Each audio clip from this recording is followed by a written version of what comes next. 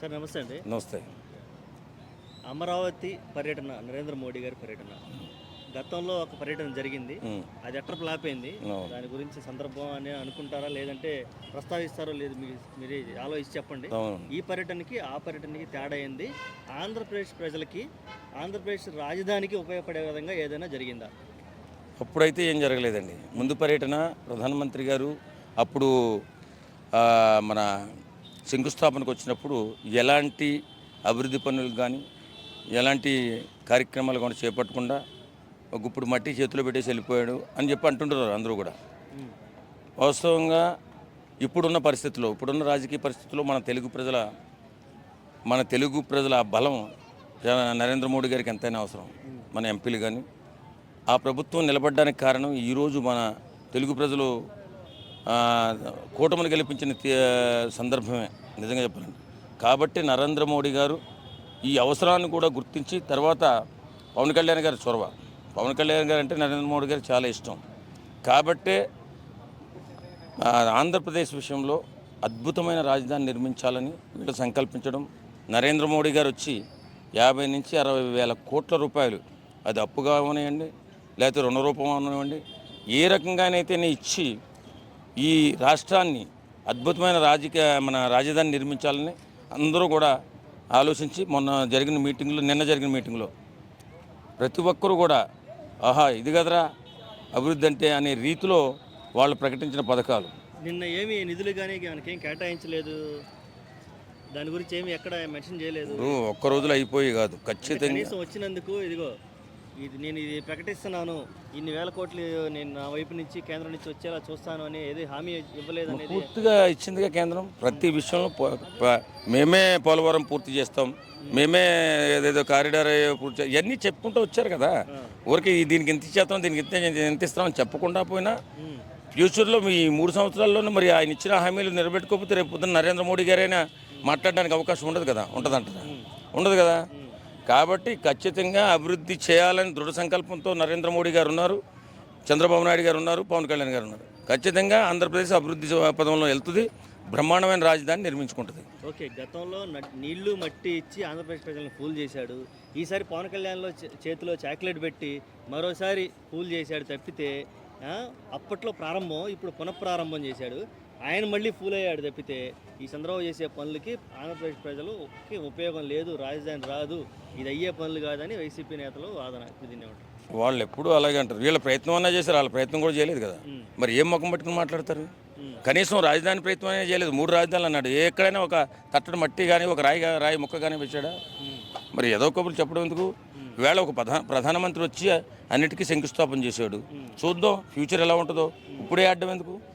ఖచ్చితంగా మనం మంచి జరగాలి కదా. ఏదైనా సంకల్పం మొదలుపెట్టామంటే మంచి జరగడం కోసమే కదా. జరగడానికైతే వీళ్ళ ప్రయత్నం చేశారు కదా.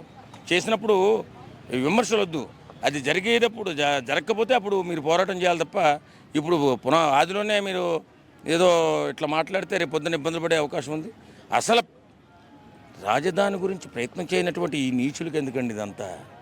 ఒక రాజధాని రాష్ట్రానికి ఉండాలి. అన్ని రాష్ట్రాలకి రాజధానులు ఉన్నాయి, దేశాల్లో అన్ని రాష్ట్రాలకి రాజధానులు ఉన్నాయి.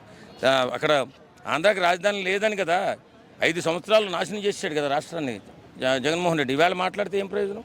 ఓకే, మీరేమనుకుంటున్నారు? ఈ 4 ఏళ్ళలో రాజధాని పూర్తి చేస్తాయి, కనీసం ఒక దశకు తీసుకొచ్చే అవకాశం ఉందనుకుంటున్నారా? ఖచ్చితంగా తీసుకొస్తారు. లేకపోతే తీసుకురాకపోతే కూటమి ప్రభుత్వం అబాసు పాలైపోతుంది. ఈ ఊరకు ప్రజలని ఎరిపప్పులు ఏం కాదు కదా. చూస్తూ ఊరుకుంటారా రాజధాని రాకుండా ఉంటే? ఆడు 3 రాజధానులని మోసం చేస్తే తొక్కుపెట్లా అలాగే వీళ్ళని ఒక తొక్కుతారు. ఎవరైనా సరే అభివృద్ధి సంక్షేమం ఖచ్చితంగా అన్ని సమాన పందాలో చేసుకుంటూ వెళితేనే వాళ్ళకి మనుగడ ఉంటుంది, ఫ్యూచర్ ఉంటుంది. Okay, thank you. నమస్తే అన్న. ప్రధానమంత్రి నరేంద్ర మోడీ గారు అమరావతి పర్యటన రావడం జరిగింది, ఎలా చూస్తాం? చాలా సంతోషకరమైన విషయం. దేశంలోని ఉగ్రవాదుల దాడుల్లోని దేశం అల్లకల్లోలం ఉన్నటువంటి స్థితిలో కూడా ఇలా తెలుగు రాష్ట్రమైనటువంటి ఆంధ్రప్రదేశ్కు ప్రధానమంత్రి గారు రావడం చాలా సంతోషకరమైన విషయం. ఎందుకంటే ఇలా మనం ఇక్కడ చూసుకుంటే మన తెలుగు రాష్ట్రంలో ఉన్నటువంటి లీడర్లు ఇలా పవన్ కళ్యాణ్ గారు కానీ చంద్రబాబు నాయుడు గారు కానీ వారు ఎంత డైనమిక్ లీడర్లు అయితే ఇలా ఈ దేశం మొత్తం ప్రపంచం మొత్తం భారతదేశం వైపు చూస్తుంది. ఇలా అంతా బిజీ ఉండి షెడ్యూల్ ఉండి దేశం మొత్తం ఈ పరిస్థితులు ఉన్నప్పుడు కూడా మన ఆంధ్రప్రదేశ్కి వచ్చిందంటే వారు ఎంత గొప్ప లీడర్స్ అని చెప్పి తెలియజేయాలి. అదేవిధంగా ఓకే, పవన్ కళ్యాణ్ గారిని ప్రత్యేకించి పిలిపించుకొని ఆయనకి ఒక చాక్లెట్ ఇవ్వడం అది చూసినప్పుడు నీకు ఎలా అనిపించింది? చాలా హ్యాపీ అనిపించింది. ఎందుకంటే అది ప్రధానమంత్రి నరేంద్ర మోడీ గారు చూసుకుంటే గిట వారిని కలవడానికే చాలా ఇబ్బందిగా ఉంటుంది. ఎంతమంది ఎమ్మెల్యేలకైనా ఎంపీలకైనా సీఎంలకైనా టైం అపాయింట్మెంట్ ఇవ్వడు. కానీ ఎప్పుడు చూసినా పవన్ కళ్యాణ్ గారు కనబడంగానే అది ఒక డైనమిక్ లీడర్, ఒకటి నాలాంటి సత్తా ఉన్న లీడర్ అని చెప్పి పిలిపించుకోండి ప్రతిసారి ఆత్మీయంగా మాట్లాడతారు కాబట్టి చాలా సంతోషకరమైన విషయం. ఎందుకంటే దాని వెనక ఏదన్నా రీజన్ ఉంది అని అనుకుంటున్నాం. ఎందుకంటే ప్రతిసారి బ్యాక్ చేస్తున్నారు, బ్యాకప్ ఇస్తున్నాడు, నాతో పాటు సమానం అనే ఇండికేషన్స్ ప్రజలకు ఇస్తున్నాడు.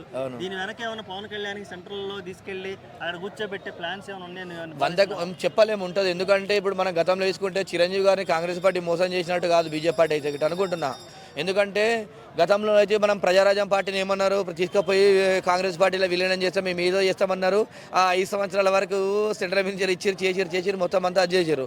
కానీ పవన్ కళ్యాణ్ గారు ఏంటంటే ప్రజల కోసం నిరంతరం 15 సంవత్సరాలు గతంలో తీసుకుంటే వైఎస్ఆర్సీ మన ప్రజారాజ్యం పార్టీ నుంచి మొదలు పెడితే గిట ఇప్పటి వరకు కూడా వారు ఒక్క సీట్ గెలవకుండా నిరంతరం 5 సంవత్సరాలు కూడా ప్రజలలో ఉండి ప్రజల కోసం కొట్లాడి ప్రజలు ఇచ్చారు. కాబట్టి నరేంద్ర మోడీ గారు వారు చూసిన సత్తా ఉంది. 2 సార్లు టీడీపీ గవర్నమెంట్కు రావడంలో కీ రోల్ పోసినటువంటి ఎన్డీఏ గవర్నమెంట్కు కీ రోల్ పోసినటువంటి పవన్ కళ్యాణ్ గారు. కాబట్టి అందుకే వీరి దగ్గర దమ్ము ఉంది, ఒక నీతి నిజాయితీ గల నాయకుడు, సత్తా ఉన్న నాయకుడు అని చెప్పేసి నరేంద్ర మోడీ గారు వారిని దగ్గర తీసుకుంటున్నారని అనుకుంటున్నాను. ఓకే, ఏమైనా మళ్ళీ అమరావతికి నిధులు ఇచ్చే అవకాశం ఉందా? లేకపోతే ఏంటి? నిన్న కూడా వచ్చారు, ఏం పెద్దగా ప్రకటనలు ఏం చేయలేదు, నేను అది ఇస్తా అని ఏం చెప్పలేదు మోడీ గారు.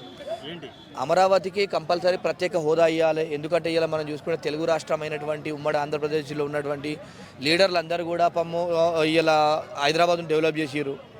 ఎందుకంటే ఆ ప్రాంతంలో తీసుకుంటే గట్ట లోటు బడ్జెట్గా ఒక రాష్ట్రం విడిపోయి అక్కడ ఒక చిన్న భవనం కూడా నిర్మాణం లేనటువంటి రాష్ట్రాన్ని విడిపోయినప్పుడు కంపల్సరీ వాళ్ళు ప్రత్యేక హోదా కింద తీసుకున్నారు. కాబట్టి కంపల్సరీ నరేంద్ర మోడీ గారు నిధులు ఇస్తారు. ఎందుకంటే ఇప్పుడు దేశం అంతా డిస్టర్బెన్స్ ఉంది కాబట్టి అమరావతి కంపల్సరీ నిధులు ఇస్తారు. ఎందుకంటే ఇప్పుడు మళ్ళీ అదేవిధంగా దేశంలో తీసుకుంటే గట్ట చంద్రబాబు నాయుడు గారు ఇప్పుడు దేశంలో ప్రధాన కీ రోల్ ఉన్నారు. ఎందుకంటే వారు ఎంపీలు గెలిచి ఇలా ఇండియా గవర్నమెంట్లో వారు కీ రోల్ పోయిస్తారు. వాటి కంపల్సరీ ఉమ్మడి ఆంధ్రప్రదేశ్ రాష్ట్రానికి కంపల్సరీ ప్రత్యేక హోదా ఇచ్చి నిధులు కూడా డబుల్ రెట్టింపు ఇస్తారని చెప్పేసి అనుకుంటాను. ఎందుకంటే చంద్రబాబు నాయుడు గారు తీసుకెళ్తారు.